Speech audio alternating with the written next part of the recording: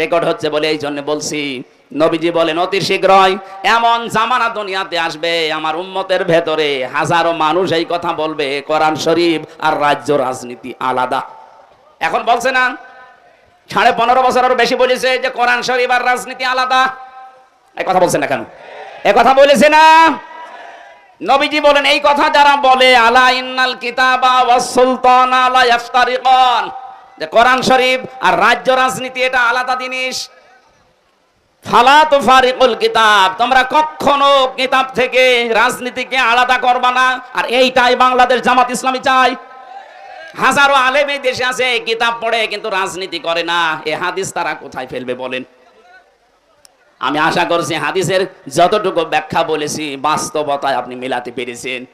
আমার যেহেতু একটা সামনে তাফসির লিখে দিয়েছেন, আমরা তাফসির করার জন্য বসেছি। আমরা এই হাদিসের এতটুকু অংশ বলার পরে বাদ দিয়ে দিলাম। আল্লাহ আমাদেরকে